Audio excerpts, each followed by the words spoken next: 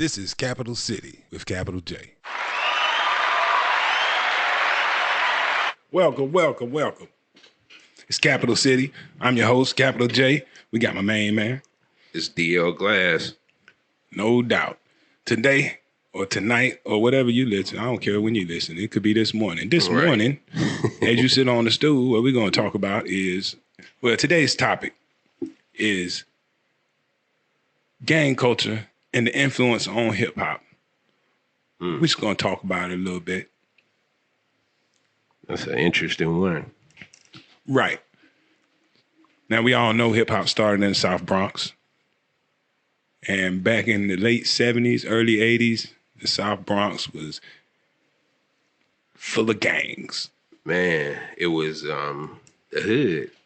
Oh, man, it was a hood like no hood like the hood today is not anything like the South Bronx was in the late 70s, Right. early 80s. Right. Like you see pictures of it. Buildings burned out, debris, like a building crumbled and demolished, but nobody cleaned the lot. Drugs. You see what I'm saying? Oh man, and we talking about 70s, early 80s. These gangs not selling crack. Right. They got their heroin ruling the streets. So we're gonna go back. Let's start around the same time that hip hop was beginning. There was a movie that came out called The Warriors. 1979 was a good year. 1979. Now, if you look at the influence that movie had on hip hop culture from its earliest foundations, or not necessarily the influence the movie had, I'm sure the movie was influenced by real life, what was going on. Mm-hmm. So look at Grandmaster Flash. Look at the characters in The Warriors. Right. Right. I read an in-depth article about filming the movie. There were several times that, they were in the South Bronx trying to film and real gangs Right. were out there, harassing them. Because even though the movie is a fictional gang called The Warriors, they're out here in gang territory. With gang stuff on. Right. Talking about making a movie, So they found out that this is real when they're filming the movie. Right.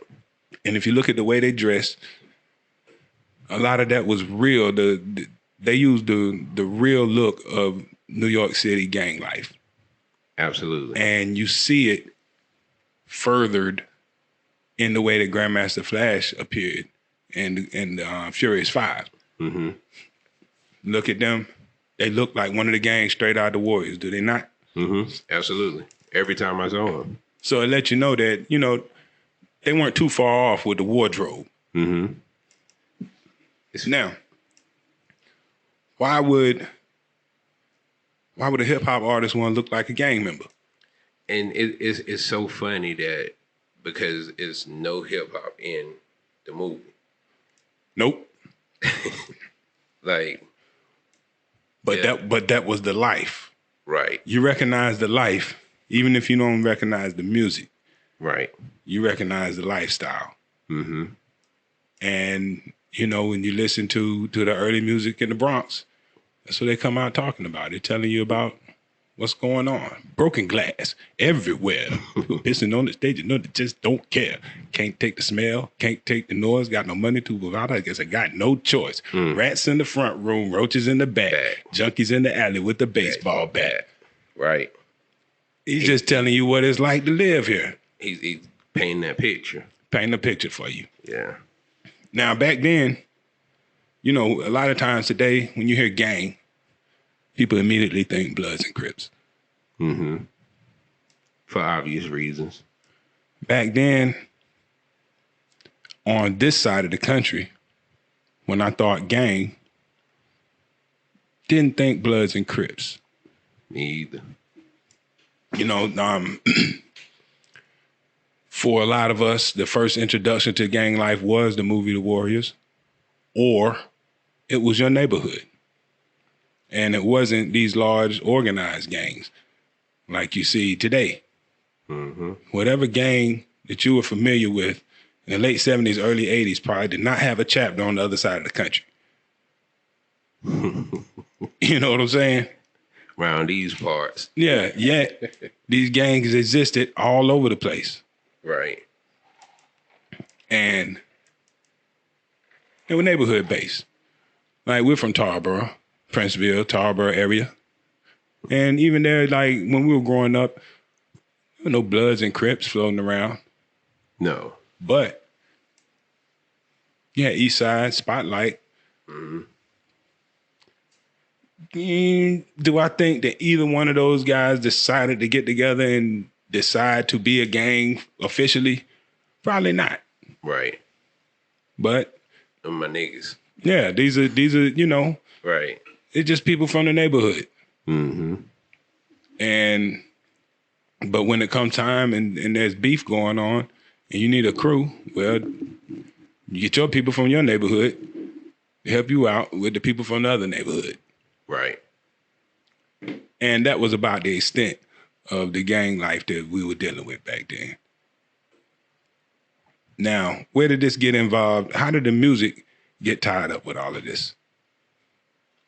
Well, a lot of these people making the music back in the day were involved in their own neighborhood gangs.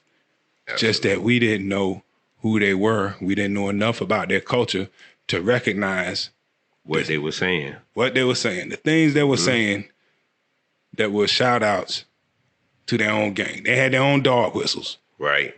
You know, you just got to be tuned in. I wasn't aware of any of these dog whistles until somebody explained to me what PSK was. Schoolie D. PSK, making that green. People always ask me, what the hell does that mean? I was like, what's that? Right. Come to find out, that was Parkside Killers, a gang from Philly. So apparently he must have been down with this gang. And that wasn't, you know, he wasn't the only one, but that's, you know, it was creeping into, it's been there. Right. You know. Since early on. Yeah, it's always been there. Right. Like Ice-T has never, like, Ice-T's been around for a long, long time. And while he's never officially represented, you know, he doesn't walk out and say, I'm Blood, I'm Crip, but he's often said that he was affiliated. And he's been saying that since day one. Right. So, you know, to be affiliated it probably means he's from an area where there were a lot of people heavily involved. He necessarily may not have been as heavily involved as some others, but this is where he's from. These are the people he grew up with. This is who he knows. This is who got his back. Should something go down. That's how you become affiliated. You can live in a neighborhood and everybody you know join the gang and you don't. But guess what? They're not going to stop being your homies. Right. You're still affiliated. So now you're affiliated. Right. You see what I'm saying? But that it's crazy, you know, because you think about it, it's like the same, like the song all around the world, same song. Yep. Like, same thing, just more people. Yeah. So now when you get over to, by the time we get over to NWA, now we're starting to hear about Bloods and Crips. You know, California raps on the scene. You go back and look at some of them early videos and you'll see the signs all over the place. You know what I'm saying? Didn't really mean anything to us back then, but yeah. Once you start learning what to look for, you look at old videos from the late 80s, especially from California, you see gangbangers everywhere. Right. You're looking at it from a new eye now. Yeah, you got a new perspective. Right. Now, I don't want to go so far as with the South Bronx being as big as it was. You said it's over 100 gangs in the South Bronx, right? At least. At least. Yeah. I'm not going to say the Zulu Nation was a gang, like a criminal organization gang.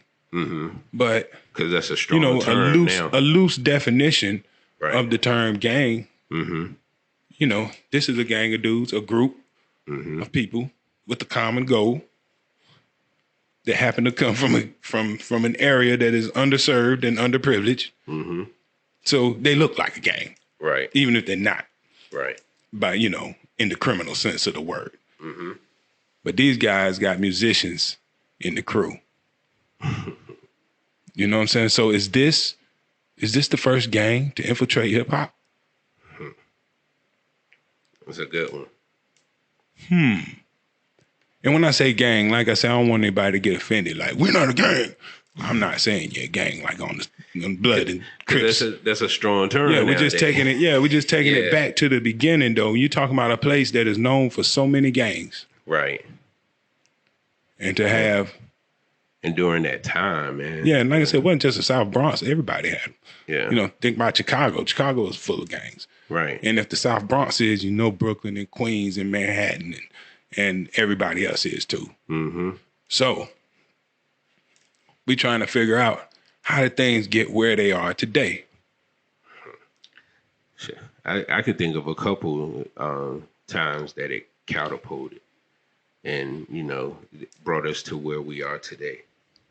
And by, you know, some of the rappers. And like, if I look at a rapper like Lil Wayne, and this is just my opinion about a rapper like Lil Wayne, it wasn't until he became out there in your face affiliated that his career just took off.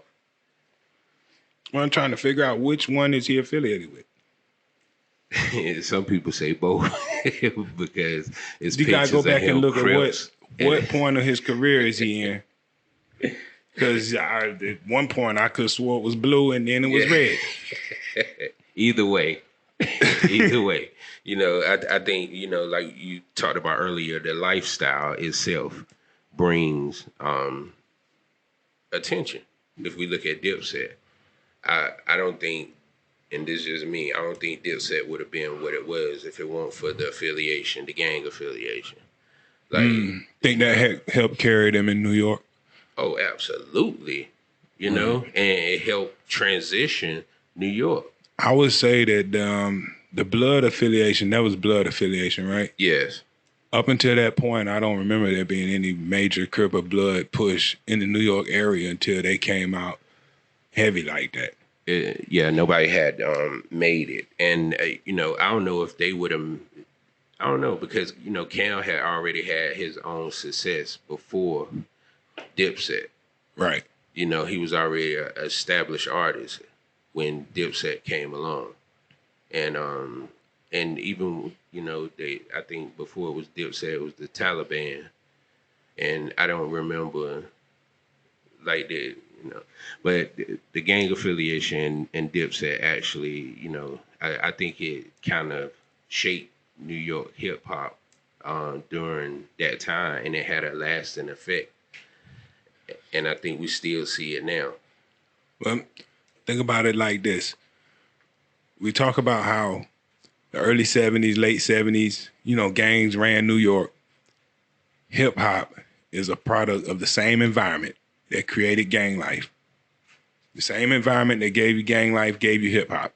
That created gangsters. Yeah, and right. Yes. And the crew mentality that come out of gang life. I want you to think about this for a moment. When Motown and Stax Records were out, all the artists in Motown did not have a name for their crew. Right. You see what I'm saying? And they weren't beefing with other crews. But you fast forward, and you got the BDP crew, and you got the Juice crew. And you see early on in the days of hip hop, groups of artists get together under a name, and it's almost emulating gang culture within the music way back in the mid 80s. You know, when Shan and KRS had beef, that beef went through the whole crew.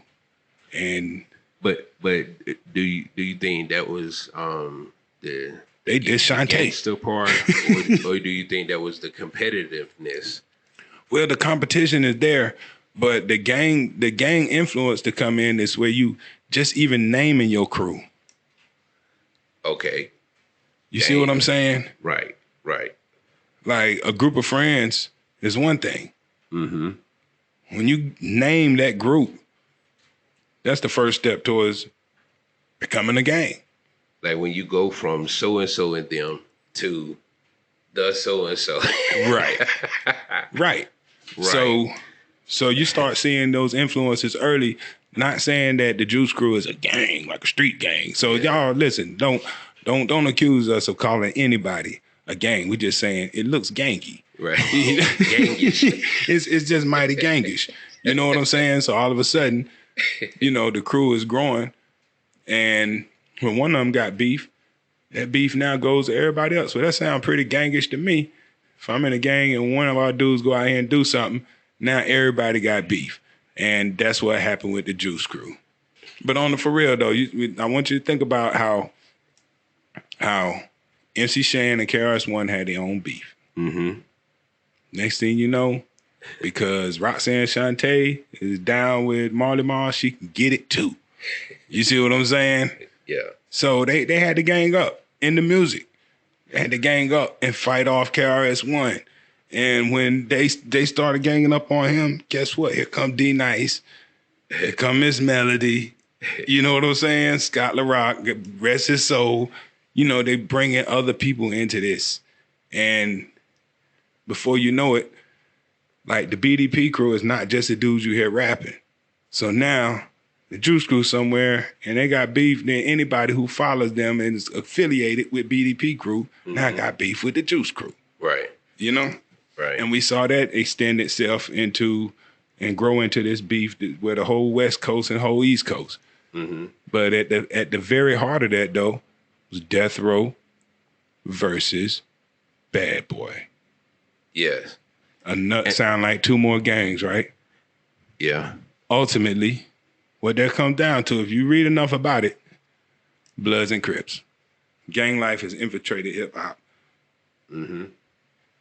I think that, today we saw not today actually, but, during this past year and a half, we saw the biggest high profile gang affiliate case. We ain't gonna call his 6ix9ine. name. we ain't even call his name, but I think that was the biggest one. That was almost mob style right there, as far as the status that the case got and the people. Right. And they didn't even have, a mob, quote unquote. But well, see, that's a case of there's, when you have a gang that has gone national, there's power in that. Like you said, how far would the Dipset movement have gotten without the support of gangsters behind it? Right. Not saying it would not have gone anywhere. I'm just saying, that's a factor. It has to be explored. Right. And to, even connected to the recent case, some of the people that was associated with them at the height and stuff was associated with this one when they were, Right. And what it turns into when you see that by being involved or affiliated with this gang gets you a whole network of fans. Mm. Yes. So now that explains why a hip hop artist would want to be connected to a gang. Scarface said, "You need a guy like me." You know what I'm saying? It gives you an instant audience. Instant audience. Right. Because I remember the first time I saw 6ix9ine, I was like, yo, this music not that great. Right. Mm-hmm. But he had that support behind him, and you could see it. Yeah, like they told the whole story. That's how he got to that point, Mm-hmm. And like you look at what's the other boy name from Cali? Blueface. Mm-hmm. Same thing. Gang support. Yeah. Because I haven't heard that hot track from him where I was like, oh, okay, now I see. Right. Nah. Yeah. But throwing out all that, YG. Yeah. Got that support behind them. Yeah. Once these guys get to a certain point, they're not even thinking about the beef aspect. The gang life, yes, that's where they come from. Mm-hmm. But once they get deep into this music and they're artistic, they're not worried about beefing. Like Snoop is a Crip, and he's signed to a label owned by Blood. You think, he ain't the the beef part of it is outweighed by the business aspect. Absolutely. So Nipsey Hussle and YG, they're making music together, and the rest of these dudes beef. And like, man, there's money out here to be made. Mm-hmm. And you'll be thinking at home that Bloods and Crips, if they see each other, it's on sight. Yeah, let it be some money involved. Right. Brother, drop that stuff, man. They ain't thinking about that. You know, if it was as real as a lot of people think it is, you think that Snoop would have ever signed with Suge? Tell me about it. You think YG and Nipsey would ever been friends? No, dudes grew up. Right. People joined gangs when like 13, 14 years old. Early.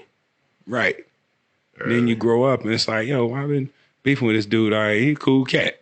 He can rap too, just like me. Right. So if you're blessed enough to live through the foolishness and get to the other side when you mature, you realize you wasted a whole lot of time not liking somebody for nothing.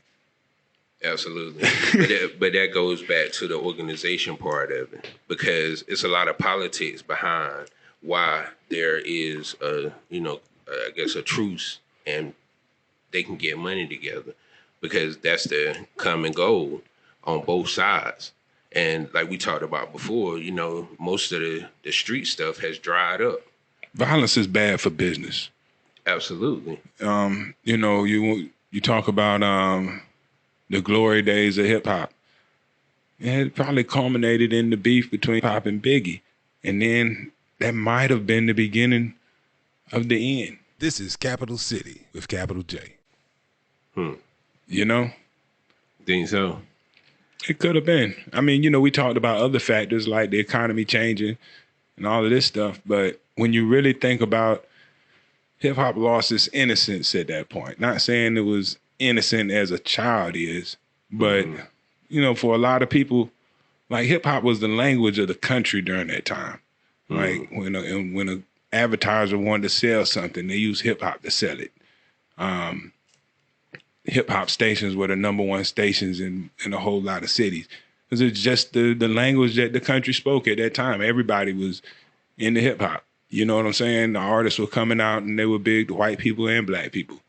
So if you talk to a person who's 40 years old today, they know the hip hop music from when they were teenagers. Because that's what everybody was listening to. It wasn't just black people. It was the language of the land. And that was the connection. That beef between Tupac and Biggie turned a lot of people off. It made Tommy realize, like, hold up, these guys really do this. Right. It's not a fantasy anymore, and it's not safe anymore. Right. Like, even when guys talking about it, you go to the concert, you have fun, you go home. When you see even the artists dying behind this stuff, it turned a lot of America.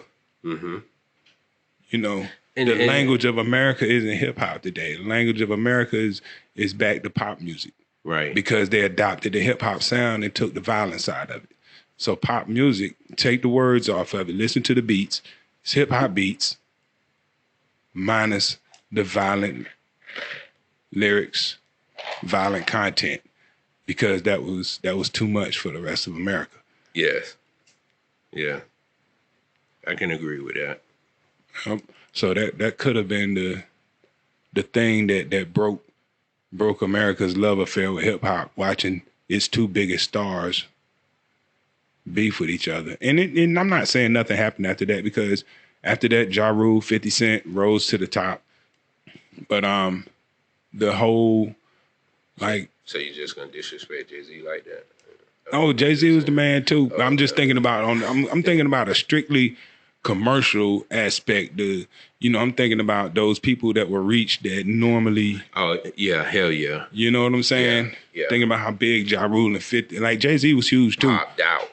Yeah. Yeah, these... And DMX, during that time. And what happened? Yeah. They beefing too. Right. Just like gangs all over again. Yeah. But we fell back in love with it because the world laughed at Ja Rule. Yeah, you know what I'm saying? Of 50 Cent. Right. But 50 was able to, he also knew, he figured out that, he couldn't just talk about killing all the time. And America was back in love with hip hop. Right. 21 questions and the all about us. Go. It's your birthday. You see what I'm saying? Right. It's not gangster. It wasn't all gangster music. He put out the gangster music, got his foot in the door with everybody, and then he reached everybody else, not with gangster music, Right. but with pop music. Absolutely. But he moved Ja Rule out the way. Whew. He was like, oh man, this dude be singing on everything. And as soon as he got him out the way, he sang on everything. Everything.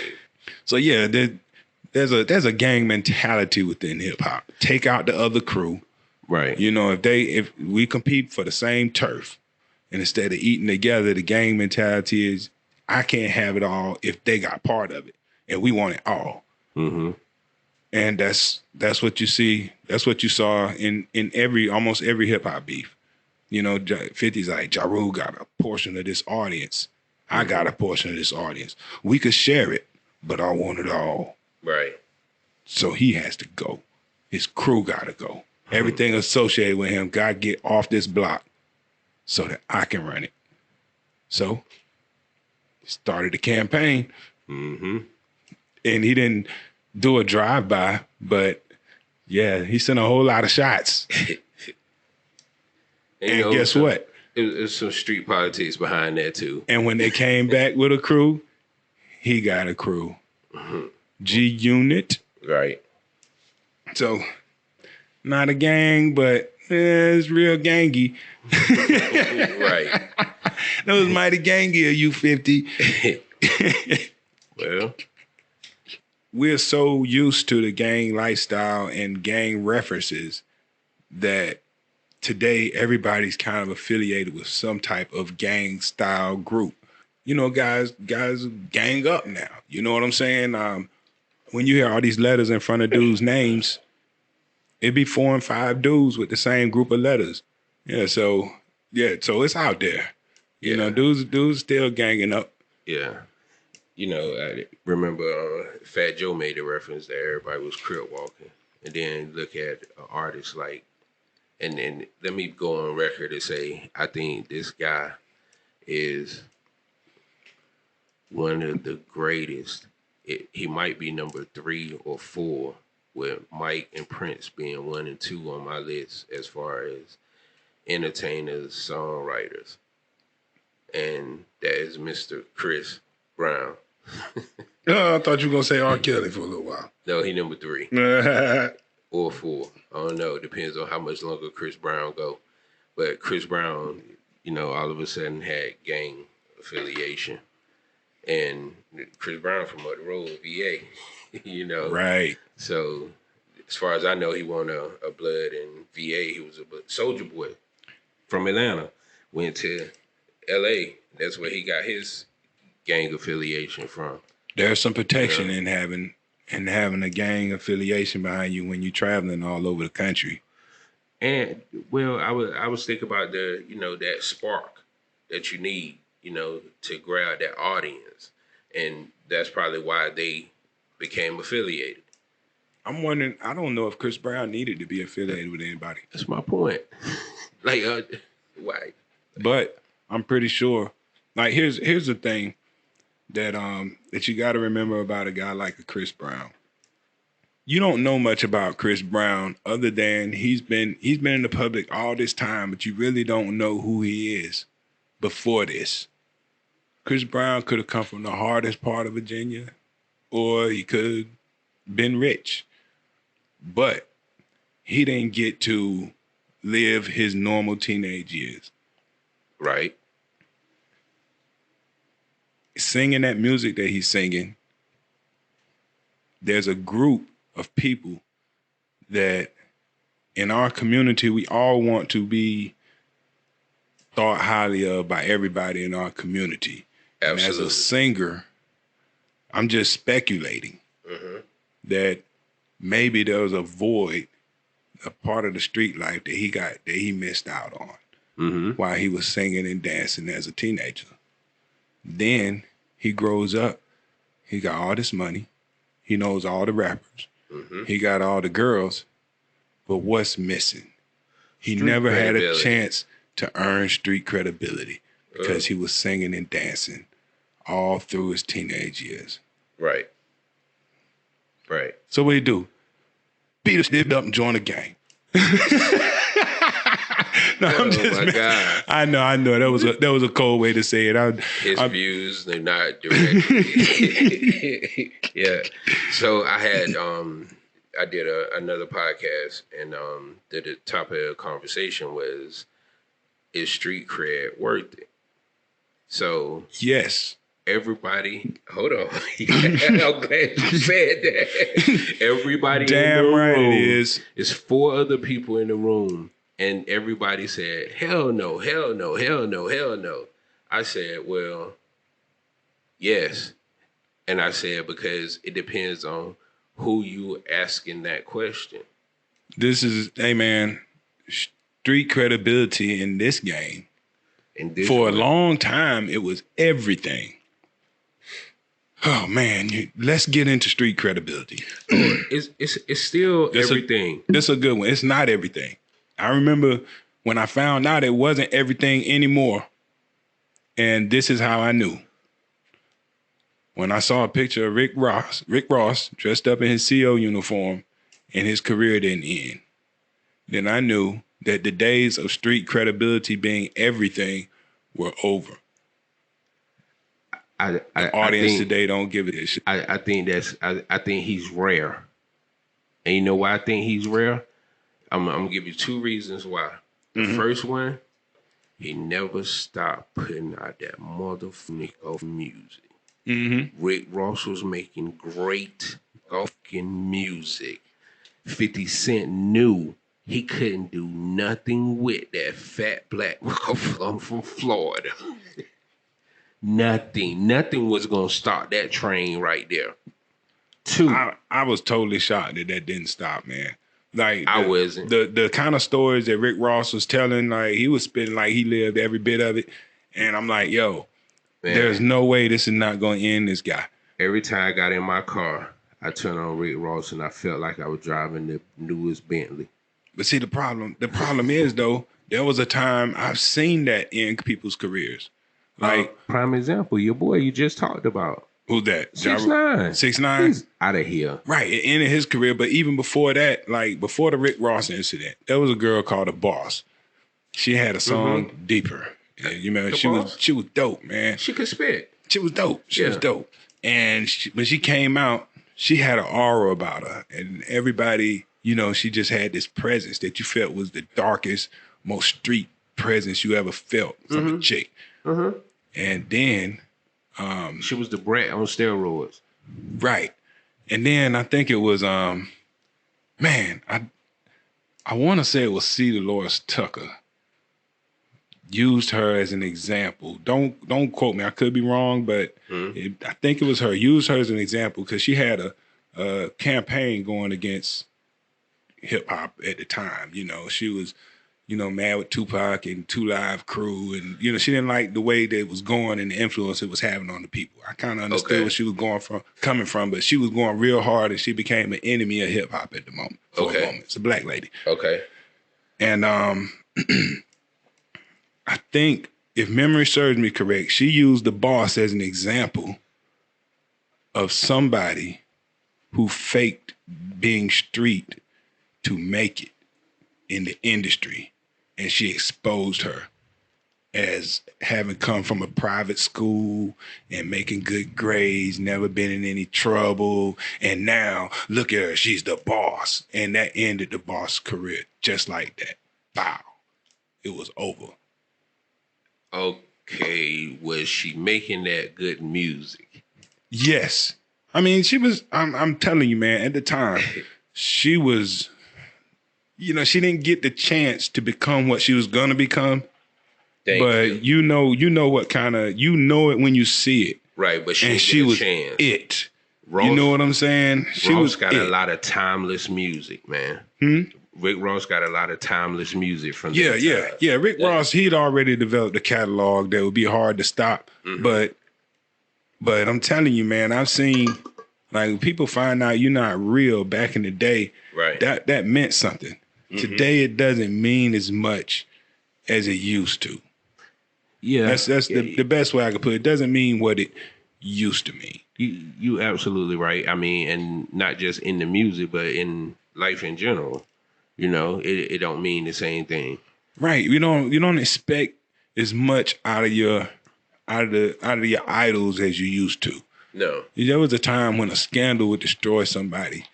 And now the president is having sex with porn stars while his wife is at home. I mean, and nobody really cares. People care when Bill Clinton got out, but now Right. you don't care anymore. Things are changing. Technology. Like used to care. You wanted people to hold a certain set of values. Like you said, the innocence is gone. Yeah, it's And gone, the man. internet Nobody has cares. done it. The internet has done it. Everybody is just like everybody, ordinary people, and they just got their time. Right. So, and the sad part about it is it seems like almost everybody feels that way. Whether people verbalize it or not, people just feel that way. And I think that, but I think what's standing the test of time through all of it is music. You know what I mean? And hip hop, like if you look at the hip hop that we hold high on the golden era of hip hop, like other than beat selections, it's the same music that these younger boys are making. They're just doing it in a different way. Right. Because the subject matter for, a large part of it is the same.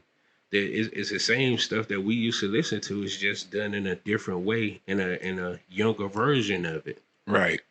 And so, and that's why I said when we were listening to CNN earlier, and I said I think that's one of the groups that helped pave the way for a lot of the Southern music that we hear now.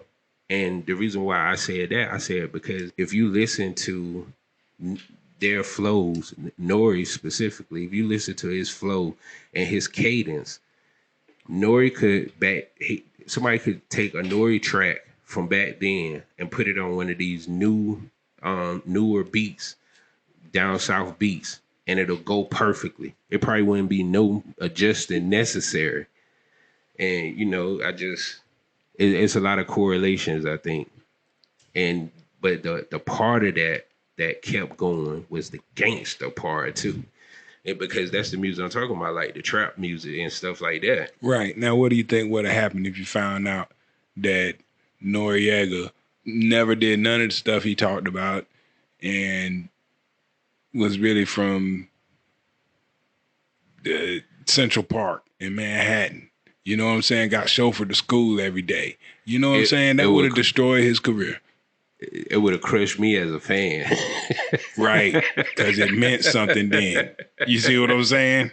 Yeah, it would have crushed me as a fan. Right. Now it's still. You see what I'm saying? It would crush me. Yeah, but yeah. That stuff doesn't mean anything anymore.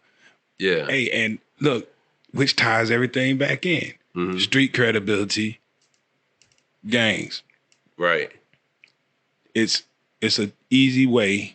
These artists, a lot of artists, their gang affiliation is instant street credibility.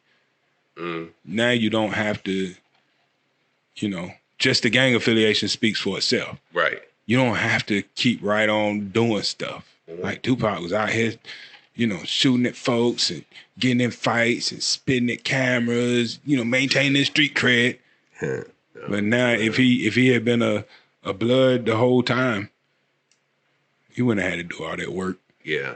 The story would be very different. And it's so funny you just said that because when I made a reference about Soulja Boy earlier, the shenanigans that he was involved in reminded me a lot of Tupac. That's because he's a dude that made a record. He's known for making up a dance. Mm-hmm. Now he's older. Yeah. He did that when he was a teenager. Yeah. He's an adult. He wants people to forget about that and take him seriously. Yeah. Dude's begging to be taken seriously. Mm-hmm. So, cats who make bubblegum songs early in their career and want to change stuff, look, Lil Bow Wow been struggling to get away from that. He needs some street credibility so bad. Yeah, he lost out here. Yeah, he just lost out here. And you know what? That's interesting right there. Think Right. about the ones who don't have that street cred. You know, that at least the knowledge of it. Yeah, because you don't get it like here's the thing. You when you are that deep in hip hop and you're that young, you're around real gangsters. Because if you're in hip hop, gangsters are everywhere. Mm-hmm. But you don't live their life. You hearing about their life. Mm-hmm. So that's, it's easy to tell the stories because you hear about them all the time. But man, when you get a little bit older and these dudes start trying to live it, ooh-wee, they find out that, it's consequences and repercussions. Right. So the street credibility, I would say, in hip hop, especially the era that I come from, man, is it worth it? You had to have it. Mm-hmm. Like just didn't matter. Like you could be really good, but you had to have that street credibility. And if you really want to take Eminem comes from that era. Right. And you look at 8 Mile, that's his story. Mm-hmm. All that was a story of building street credibility. Right. That's what it takes to build street credibility with the disadvantages he started with. And I'm saying that being a white dude in a black world because he wasn't taken seriously originally. Street credibility in hip hop. He had to build it first before he could even put his demos out and you listen seriously. I'm gonna tell you how important it still is. As Nipsey Hussle, as Stats Bundles, as Jam Master Jay, as Big L, as it's so many of them. The list that we went through last time, the ones that died of gun violence, they 9 times out of 10 died in their environments. But that's the sad part is they didn't know. Like, well, early on when street credibility was everything, that was one thing.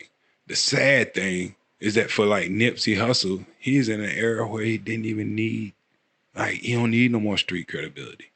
But that's how important it is. It's not anymore. Now it's just, right now, it's just the idea of street credibility still lingers from an era that's over. And I'm going to give you an example. Lil Yachty. Yeah. Dram. Okay. People will accept you for who you are nowadays. Frank Ocean. Frank Ocean ain't from here. He ain't from here. You just no. I'm just naming dudes that's different. Like people don't care. Like they didn't have to do nothing street and prove themselves to these people. But that's the difference. Before they made their music, people just accept it now. You can come out and be who you are. The talent tells it all. If you are not that talented, but all these expectations are put upon you. Well, that's where 69 needs all the street cred to get by. But for somebody, but like I said, Lil Yachty's not any more talented than 6ix9ine. I'm not saying either one of them is, you know what I'm saying? I'm not gonna say that either one of them is. Man, Lil Yachty, that dude, man. Yeah, he did. I know he writing and everything. Like Lil Yachty, that dude. Word. Man. So that I just disrespect Lil Yachty. Yes, she did. Well, I'm sorry. I'm gonna explore more Lil Yachty. Well, let's use somebody else as an example. But when I originally brought out Lil Yachty, I wanted to say that he's somebody that is just being himself, man. Think so. And I think there's space for that. Mm-hmm. You know, like I said, I don't think that your street credibility is so important as it used to be because the fans. Hold on, because let's not forget who the Lil Yachty is signed to when we talk about street credibility. Because what allows him to be himself is that same quality source. Control. Right. Like, let's not negate that now, you know. So, and shout them guys out, man, because they do it in South Coast Music Group and all these guys, man. Yeah. Yeah. Yeah, they got a good movement going. Yeah. But he's not the only person, man. Like when I think about Juice World and just even I know I keep thinking of dead people, XXX Tentacion. Street. I mean, but he wasn't so street that I mean It got him killed. he was off the wall dude. He wasn't like like he had this kind of thing going on with his music that wasn't about street credibility. Because if you listen to all his music, you could tell he didn't care what the streets thought. And that was pretty clear if you listen to his whole catalog of stuff he finished before he passed. He was just on being his artistic self. Because he had You know what I'm saying? he had hit rock bottom during that time. It's crazy if you like you should look at his story. But he had some trials and tribulations before we knew him as that. I ain't saying he wasn't a street dude. Yeah. But I'm saying that his music didn't beg for street credibility. Right. And neither did his style. Like his image. You could tell he wasn't a dude that was just begging for the streets to love this. He was just making the music. And you love it or you don't. You could just tell that's what it was. Lil Uzi Vert. I mean, he got a bunch of street music, but he's another dude that you could tell that he don't care. He's just doing him, man. Right. You know what I'm saying? Right. And I think that he gonna be whatever. It's just gonna be what it is. Drake. Perfect example. Yeah. You know J. what I'm saying? Cole. Yeah, these dudes ain't got to do no. Lamar. They ain't gotta sell no drugs and be gang affiliated, man. Yeah, that's not as important as people make it out to be. But it still means something on some level, depending on what you choose to make your music about. Like if you want to talk about the streets, then you need street credibility, definitely. Then it's you got to have it if you plan on talking about street stuff. Yeah. But if you want to make your music and be out here and you want to take another avenue, then it don't matter how street you are. But if that's what you want to build your brand on, then you might want to have some authenticity with it because you're going to get tested along, on the road. But I think I hear what you're saying, but I think on some levels, it's almost because an artist of color, at some point, they need the street credibility. They need it, whether they start out not needing it, but at some point they need it as time goes on. And I feel like artists like Drake don't, I don't think he doing interviews in the U.S. right now because he mad at the U.S. media. Really? Yeah, but I think a lot of the stuff that. The only thing I could do is assume this is how Drake feels because just based off the limited interviews that I see that he do, I just feel like because he needs that street credibility. That's why he'll go do a song like Block with Block Boy and them, you know what I'm saying, them young gangbangers and stuff, you know what I'm saying, like and Drake will find that hidden gem somewhere and go do a song with her, Now I will say that every now and then he'll make a move that begs of, give me the street, like that video where he went to Memphis. Yeah, stuff like that. But he's like, this look kind of weird. But the weird thing about it though is he probably spent so much time there. That is where his dad's from. He was. Ain't no telling. Drake probably, he probably spent enough time. Drake go and make songs with them dudes, man. His dad was in the video. He go and make videos with them guys, man. Yeah. I mean, he's smart. Hey, man, smart businessman. But he didn't need Drake was gonna be Drake. But I think it's more personal than anything. Yeah, and because I forgot which artist it was, but I remember artists was talking about when they looked out and saw that 85 to 90% of the people that was out there was of a different race. They weren't black, and they like that's when it became real to them. Like, what kind of music am I making? I gotta get back to my folks. Yeah. like, Yeah. come on, at some point, But even with the street credibility, sometimes the more gangster it get, the more that kind of audience you bring, the more hardcore you go. They be out there for that too. Jay-Z brought Michael Jackson out at Summer Jam. Yeah. Why did Michael Jackson go to Summer Jam?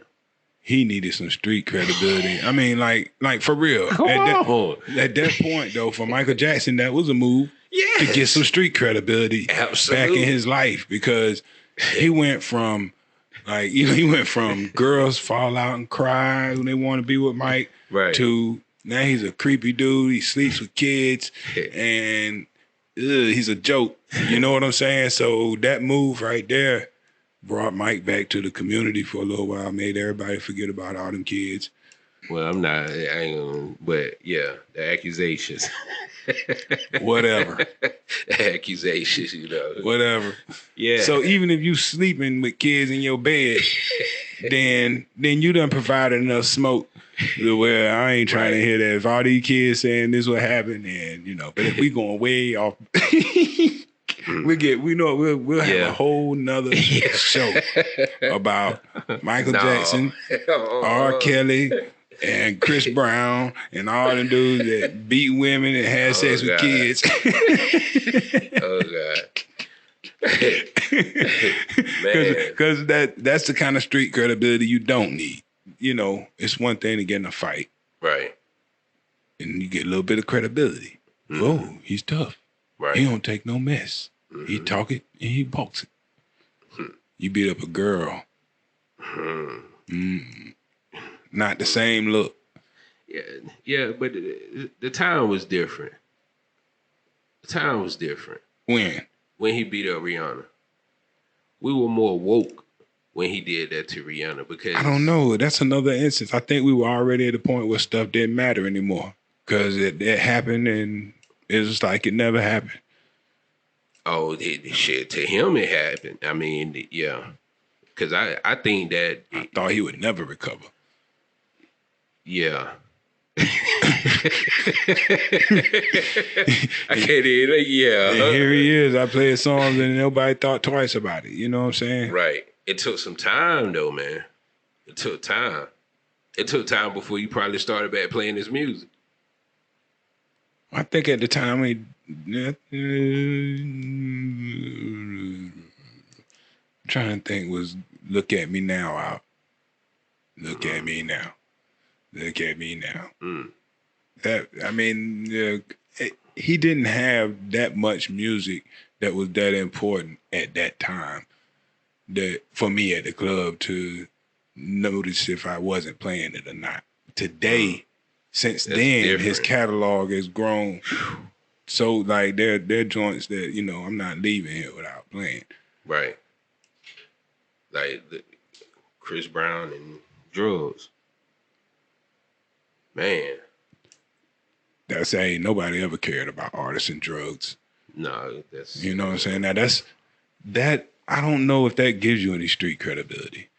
That just makes you a dude who, no, I don't think so either. Yeah, I don't think that's a credibility issue. Like, doing drugs doesn't, if anything, it's just lets your fans know that by the time they find out that you're doing drugs, they need to go and get your music before the end falls off. Right. Well, we had an hour, man. Well, I guess we'll close out right there, man. And maybe next week we can talk about your Michael Jackson and all. I'm telling you, man, that's what 2020 is missing, man.